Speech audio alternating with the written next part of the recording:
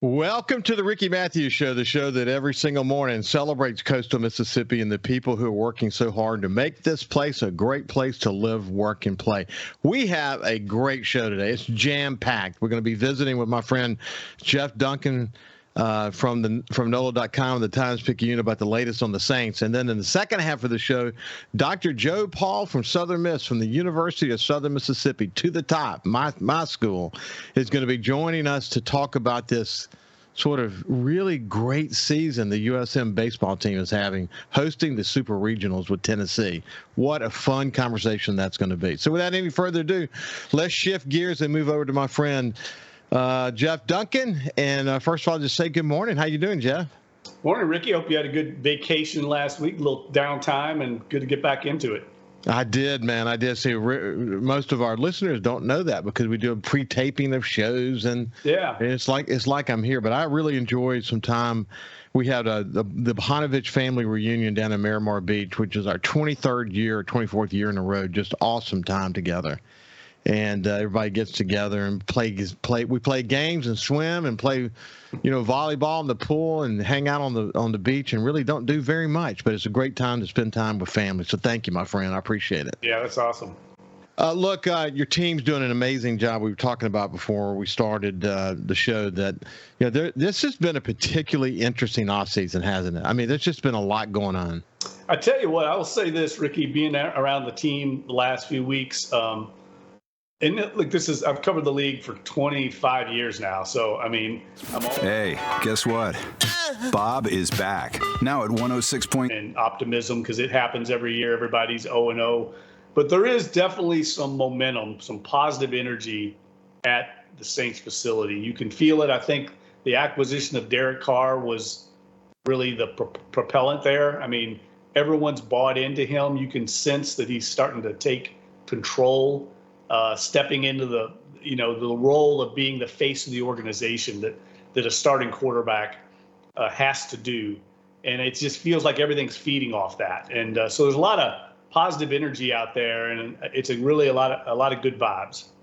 Well, I mean, Derek Carr. I mean, you guys keep covering it from every angle, but I thought the story that Rod Walker had about it's literally as soon as he signed on the dotted line, he started doing his homework, and he sent Eric McCoy, the center, a text about an observation he made about how fast Eric McCoy got down the field on a touchdown for what run anyway. Kamara? Yeah, Kamara, of course it was Kamara. Yes, thank you. I just completely drew a blank, but it was from a 2020 film study that he did that Derek McCoy. I mean, that Derek Carr did, and he said he kept seeing. He could have sent him 18 texts because he kept seeing incredible work, and how Eric McCoy responded to that by saying, "God, this guy's out there already doing his homework on the team and looking at film from 2020." It's incredible to see that kind of homework already. Yeah, it's a really good point, and I think it demonstrates just the kind of the level of work ethic and attention to detail that Derek Carr takes into his job. It's similar in some ways to what we saw from Drew Brees. It's a very positive sign, in my opinion. Now, look, he's a new guy coming into a new environment. He played in one place for 9 seasons, so it makes a lot of sense that he's going to be doing his homework. But it's not just that. I mean, I've talked to people in the building where, he does very similar to Drew Brees in that he takes that same approach to every aspect of his job. Media relations, community relations, all these things that people don't see behind closed doors. He's very diligent. And I think those are quality traits that could translate into success on the field. Now, he's got to do it in the games, but I don't think there's any doubt right now that he has already gained the respect of his teammates and coaches by the way he's carried himself, the little things like you're talking about with Eric McCoy, how he's been in contact with Michael Thomas the whole time in the offseason.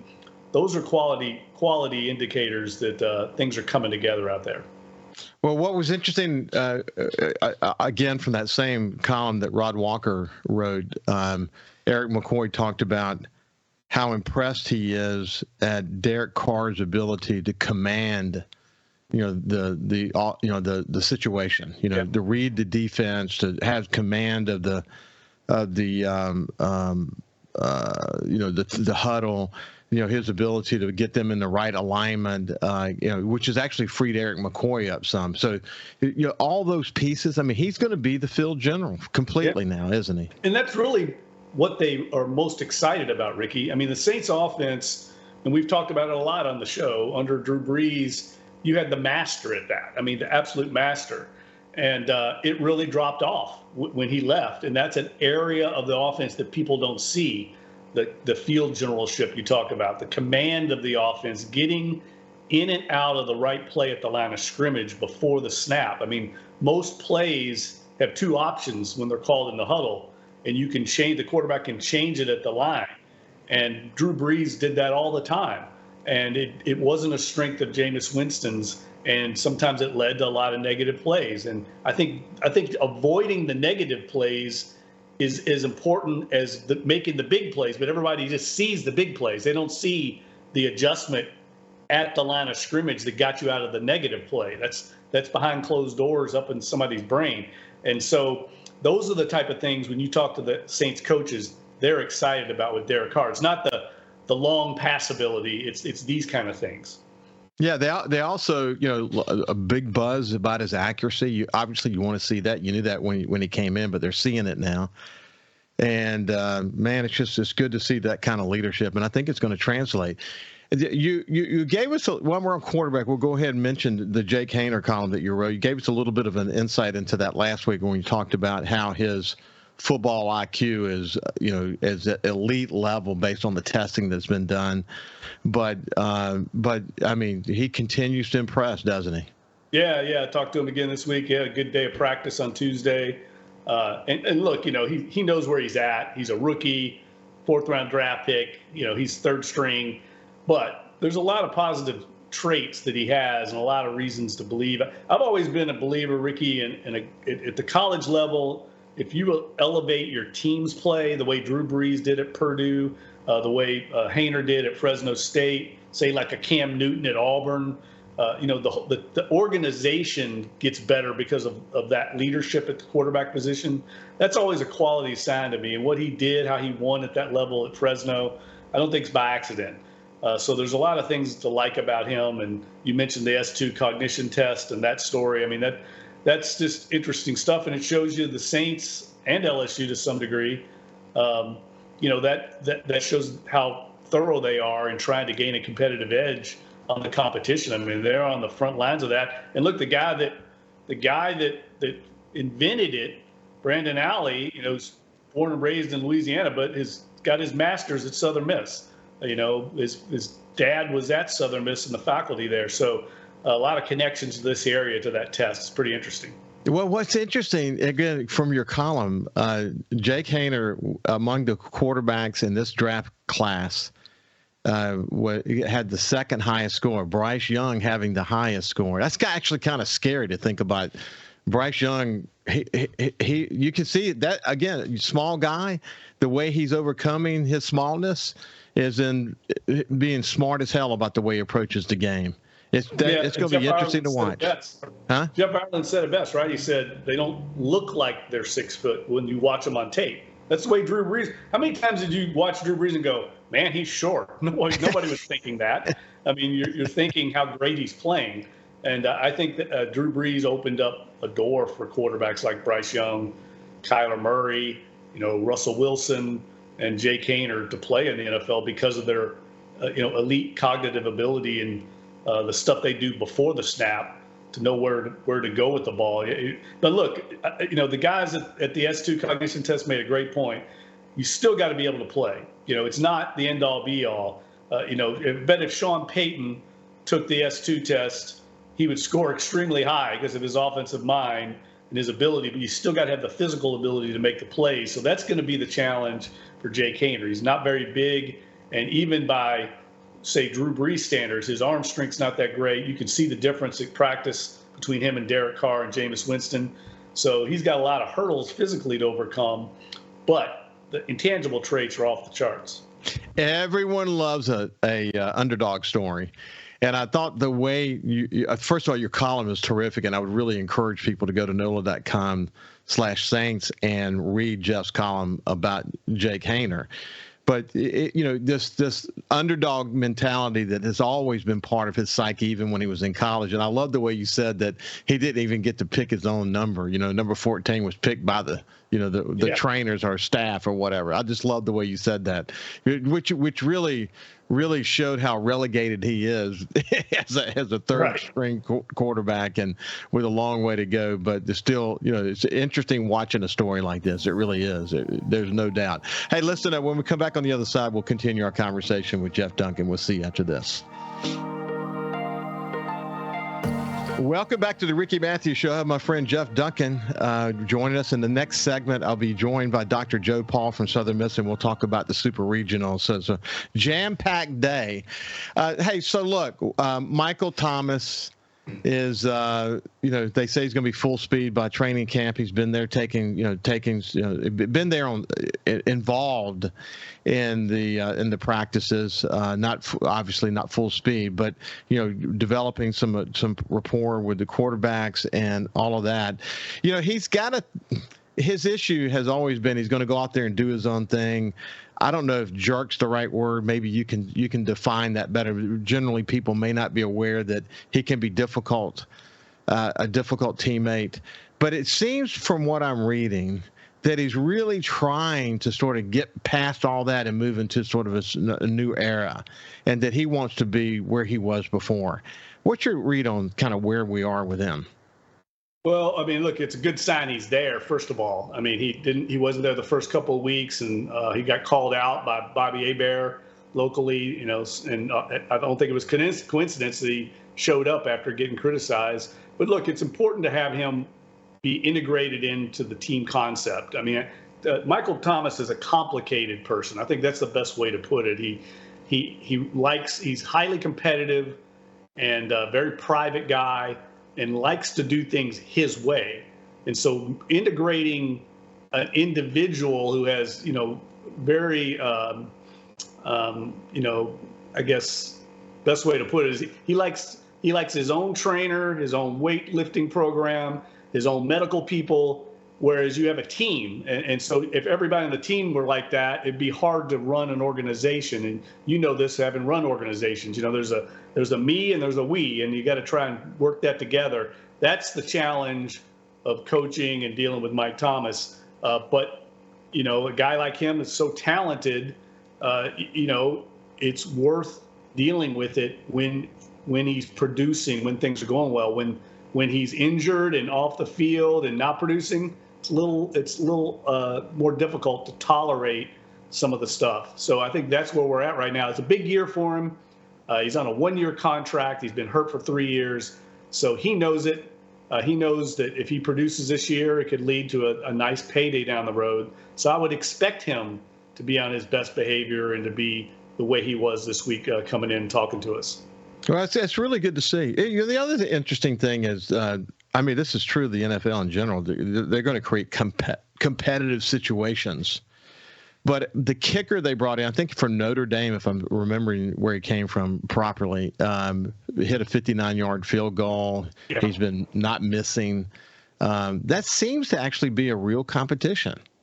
That's what I took away from it. And I don't think that was by accident, Ricky, that Dennis Allen, when asked about, Nathan Grubke, he said, hey, I'm looking forward to this competition in the fall. That's not by accident. Trust me.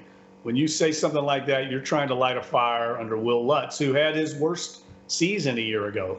So there's no doubt that they brought in competition because they're concerned about Will Lutz. I mean, he didn't come back from his, he missed that season after that kind of core muscle injury that cost him a year, 2021 season. And his kickoffs weren't as deep, his accuracy wasn't as good. So there's concern there. And so I think it makes sense organizationally to try and have some type of competition, because that's a critical position, especially on a team like the Saints, Ricky, that is going to play a lot of close games. We know they're defensive minded. They play conservatively on offense a lot of times. we've talked about that in the past. That's the way Dennis Allen wants to win games. And so you need to have a good kicking game. And Will Lutz hurt them at times last year with his inaccuracy. So it's good to see them addressing that. I mean, look, we know we have to have, we get spoiled because these guys, they have their moments where they never miss. And then they have these moments when you're waiting with bated breath for them to miss their next field goal or their next extra point even, which you're not extra points. You expect those to all be made in the NFL, but maybe they could be end up being changed there. Speaking of the kicking game, you and I haven't talked about this, but the new fair catch rule, what's your take on that? Yeah, I don't like it. I don't either. I understand why they're doing it. I understand it, but I think while we're seeing a lot of criticism of it, frankly, this is my opinion, is special teams coaches are worried about their future job prospects. I mean, it feels like the special teams element of the game is being phased out because of health and safety, concerns. And look, I'm writing a book with Steve Gleason. We've talked about it. I mean, Steve made his living on special teams, and he made his living, in these high-speed collisions. He was one of the best at it, but, it's dangerous. And he talks in our book about how the speed and ferocity of an NFL kickoff or punt would just blow people's minds. He was scared that he was going to suffer a career-threatening, maybe life-threatening injury on every kickoff, he says. Wow. That's how scary it is. So I understand where the league's coming from on some of this stuff. Well, you've seen in social media, kick return specialists have really been very upset about this because their careers, if you go back in time, some guys literally made the team just based on this. And they're concerned about it. Hey, by the way, interesting. I thought you would get a kick out of this or find it interesting. While I was in New Orleans, I was given a gift, and it was a painting, and it was of Steve Gleason blocking the kick. And I had it kind of stored away, and I gave it to my son, who put it in his office. And he just moved. He's a lawyer, and just moved to a new office. And I went over there a couple of nights ago to help him hang some photos, and he had this kind of over to the side. And I picked it up, and it's that painting of Steve Gleason, blocking the kick, but it's signed by Steve Gleason, Drew Brees, and Sean Payton, and the artist. And I thought, it's just more top of mind now that you're writing Steve Gleason's book. I said, Jordan, you realize what this is? This is very, very special. I mean, don't let this get relegated. And if it does, man, just give it back to me and let me put it away somewhere because it's worth something. But that's special, though, isn't it? Yeah, I tell you, it might be the one if I'm thinking of the painting, it might be the one that's a depiction of Michael DeMacker's famous photo, which was, the iconic photo of the block punt, which is now what they base the statue outside, the Rebirth statue outside the Superdome on. So it goes back to our days at the Picayune together with that incredible photo staff we had.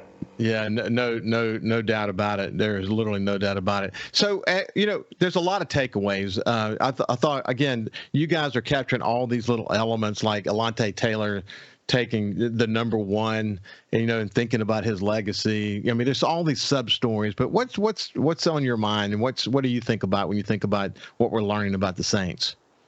Well, I'll give you a teaser for my column this weekend. I'm doing something on takeaways and turnovers and the lack thereof. I don't think people realize, if you're looking for a reason for optimism, it's that the Saints are coming off a year where they had the lowest number of takeaways in the history of the franchise, Ricky. 14 was all they managed turnovers to produce. That's not going to happen again. Just statistically, it's almost impossible. This team's normally up in the 20s, mid-20s, low 20s. For them to only get 14, the ball's going to bounce their way a little bit better this year. A lot of that is just bad luck. But it is a point of emphasis this offseason for new defensive coordinator Joe Woods. They've got to produce more turnovers, more interceptions, more fumble recoveries. We know that leads to easier opportunities for the offense. And it's something that I think is a reason for encouragement because I just think last year was kind of an anomaly. So we have 2 court cases out there dangling. Got Marcus May, got a new court date for his DUI case that's been set. And then, of course, Alvin Kamara is still hanging out there. Anything about either one of those you want to mention? No, I just think both of them are very serious, and I think both of them are going to end up missing games. And I think the Saints are, well, I don't think that the Saints are well aware of that. And that's why some of these moves this offseason at running back and at safety were made as contingency plans for both those guys to not be there. I think the Alvin Kamara case is very serious. We've talked about it. I don't think anybody knows what's going to happen, but I think it's very likely that he's going to miss a minimum of 6 games and probably more than that. And the Saints are prepared for that with Jamal Williams and Kendre Miller, the rookie out of TCU, in case that is the case. And I think the Saints are going into the season expecting that. We'll hear from Alvin Kamara, we should, next week. It'll be at minicamp. It's voluntary. I mean, it's mandatory. Mandatory, right. So he'll be there, and it'll be interesting to see if he does talk to the media. I think he's required by the NFL to. So it might be our first opportunity to hear from him as that case looms. Anything new on our Swiss Army knife?